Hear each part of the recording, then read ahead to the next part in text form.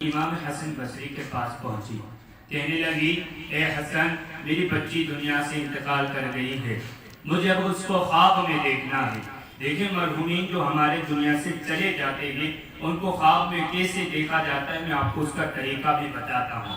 امام حسن بصری فرماتے ہیں کہ جاؤ اپنے گھر پر جانا، نماز عشاء پڑھنا اور 100 بار درود پڑھنا، پھر 4 رکعت نماز پڑھنا، پھر درود پاک پڑھتے پڑھتے سو جانا۔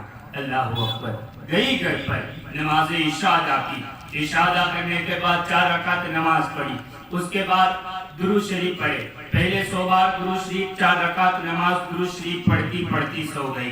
خواب آیا، خواب دیکھا اس نے، کیا دیکھتی ہے؟ اس کی بچی عذاب میں ہے، سخت عذاب میں ہے۔ اللہ اکبر۔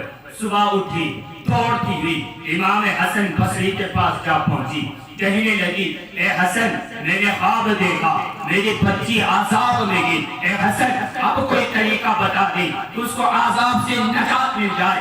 امام حسن بصری نے کہا ٹھیک ہے، گھر پر جا درود پڑھتی رہنا، درود پڑھ کر بخش دینا، تیری بچی کو عذاب دور ہو جائے گا۔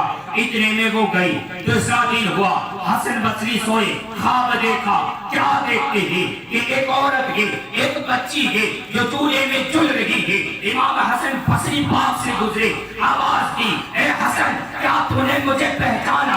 امام حسن بصری کہتے ہیں لیکن تو کون ہے؟ کہنے لگی یہ وہی بچی ہوں جن کی ماں تمہارے پاس آئی تھی۔ حسن بصری کہنے لگے اچھا تو وہی بچی ہے، تیری ماں تو کہتی تھی تو عذاب میں ہے اور یہاں تو آرام میں ہے، تو چولہے میں چل رہی ہے۔ اللہ اکبر۔ اس بچی نے کہا اے حسن میں اور میرے 70,000 ساتھی اسی میں گرفتار تھے، لیکن قبرستان میں سے ایک بندہ آیا، اس نے ایک بار درود پڑھا، اس ایک درود پاک پڑھ کر سارے قبرستان والوں کو بخش دیا۔